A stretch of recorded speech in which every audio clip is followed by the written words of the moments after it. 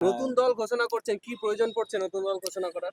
শুনুন, নতুন দল আমরা ঘোষণা করেছি এই কারণে যে আমাদের সনাতন সংস্কৃতি অত্যন্ত বিকৃত জায়গায় যাচ্ছে। আমাদের প্রজন্মের ছেলেরা বা নতুন প্রজন্মের ছেলেরা আমাদের সনাতন ধর্মটাকে বিকৃত রুচির মধ্যে নিয়ে যাচ্ছে। আমরা আমি ব্যক্তিগতভাবে আজ 15 বছর ধরে সেটাকে ভালো পথে আনার চেষ্টা করছি, বিভিন্ন পুরস্কার দিয়ে, বিভিন্ন অ্যাওয়ার্ড দিয়ে সেগুলো চেষ্টা করছি। কিন্তু আমার একার ক্ষমতা বা 2-4 জনের ক্ষমতাতে সেটা সম্ভব হচ্ছে না। সে কারণে আমরা নরেন্দ্র মোদীর কাছে আমরা দীর্ঘদিন ধরে সেই দাবিটা করেছি যে আমাদের সভ্যতা সংস্কৃতি যাতে রক্ষা হয়, তার জন্য একটা নির্দিষ্ট রুট তৈরি করে তাতে কিছু ফান্ডিং করা হোক। যেমন আমাদের ধর্মচর্চা কেন্দ্র হওয়া দরকার, প্রতি সপ্তাহে একদিন করে ধর্মচর্চা আমাদের দরকার, তার জন্য একটা ফান্ডিং দরকার। কারণ আমরা দুরবস্থার মধ্যে, এমন একটা দুরবস্থার মধ্যে ভাগ হয়ে গিয়েছি, আমরা নিজের ক্ষমতায় সেটা পারবো না, বা একটা দুটো করলেও হবে না। তো সেই আমাদের যে অপসংস্কৃতি শুরু হয়ে মানে খারাপ জায়গায় এসেছে, সেইখান থেকে রিকভার করতে গেলে রাজ শক্তি এবং রাজ অর্থ দরকার। সেই কারণে সেই দাবিতে আমরা ভোটে এসেছি। কোনোভাবে কি আপনারা তৃণমূলের সঙ্গে সংযুক্ত আছেন? কারণ বিজেপির ভোট কাটবে আপনারা যদি প্রার্থী দেন, তাহলে লাভ তো তৃণমূল। দেখুন, আমরা তৃণমূলের সাথে কোনোভাবে সংযুক্ত নেই। এই কারণে বলছি যে আমরা দীর্ঘদিন ধরে বিজেপির এতদিন ধামা ধরে এসেছি, এতদিন ওই ওই বুট চেটে এসেছি। কেন? আমাদের সনাতন ধর্ম রক্ষা করবে বলে। কিন্তু তাদেরকে দীর্ঘদিন ধরে দেখছি, 12 বছর ধরে দেখছি সনাতন ধর্ম একটুও সুবিধা পায়নি কেন্দ্রীয় ক্যাবিনেট থেকে। অথচ দেখা যাচ্ছে ঘুরপথে আরএসএস এর বড় বড় প্রাসাদ হয়ে যাচ্ছে, আরএসএস এর বড় বড় বিল্ডিং হয়ে যাচ্ছে, আর বিজেপির নেতা মন্ত্রীদের ছেলেদের স্ত্রীদের অ্যাকাউন্ট ভরে যাচ্ছে, তাদের ব্যবসা হাজার হাজার গুণ ভাবে বৃদ্ধি হচ্ছে। এটাও একটা ভারতবর্ষের ঘুরপথে লুণ্ঠন, অর্থনৈতিক লুণ্ঠন। তাহলে বিজেপির হচ্ছে, আরএসএস এর কিছু নেতাদের হচ্ছে, অথচ সনাতন ধর্মের সার্বিক কল্যাণ হয় তেমন জায়গায় কোনো রকমের আমরা ফান্ড পাচ্ছি না। বলতে পারবে না কেউ।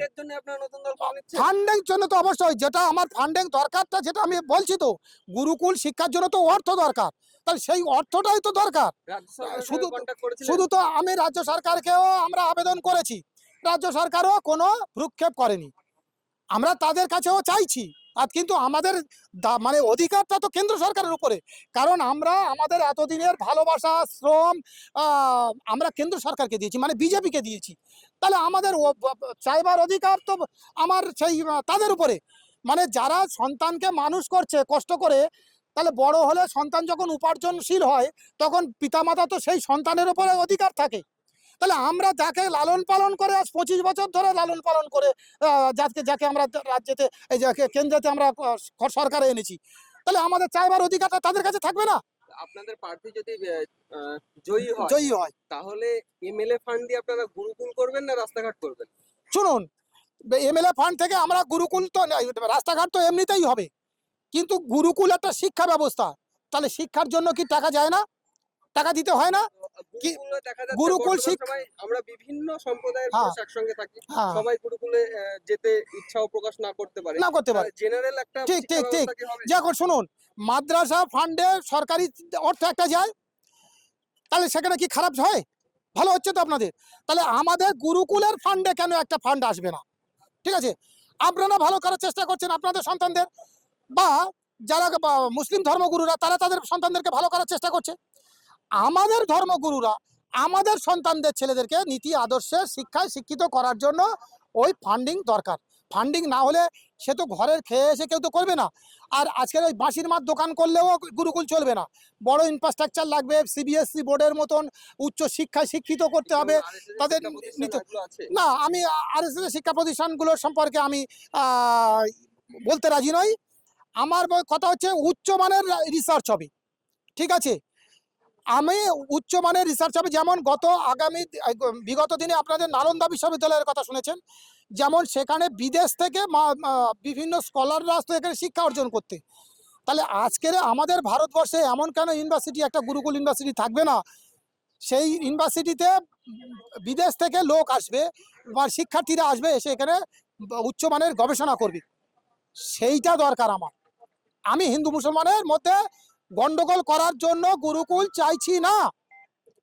আমি চাইছি আমার সন্তানরা যাতে দেবদেবীদেরকে সম্মান করে, পিতামাতাদের সম্মান করে, সমাজের বিশিষ্ট ব্যক্তিদের সম্মান করে, তাদের মধ্যে যেন নীতি আদর্শ ও জ্ঞান অর্জন করতে পারে, আমি সেই জন্য গুরুকুল চাইছি। আচ্ছা, রামকৃষ্ণ মিশন আছে, আপনি কি জানেন সেখানেও ঠিক এইরকম একটা চর্চা, এরকম শিক্ষা ব্যবস্থা, উন্নত মানের শিক্ষা ব্যবস্থা? হ্যাঁ, আমি রামকৃষ্ণ মিশনকে আমি শ্রদ্ধা করি। আমি চাই রামকৃষ্ণ মিশনের আদলে আরো প্রতি গ্রামে এই শিক্ষায় শিক্ষিত হোক, আমি চাই এবং সেখানে সেটা সব হোক। ধর্মের মানুষকে হোক না, হ্যাঁ হ্যাঁ হোক, তাতেও রাজি আছি। রামকৃষ্ণ মিশনের আদর্শে যদি সারা গ্রামে সারা দেশে যদি শিক্ষা প্রতিষ্ঠান হয়, আমি তাতেও রাজি আছি। কিন্তু সেটা হবে না কেন, সেটাই আমাদের প্রশ্ন।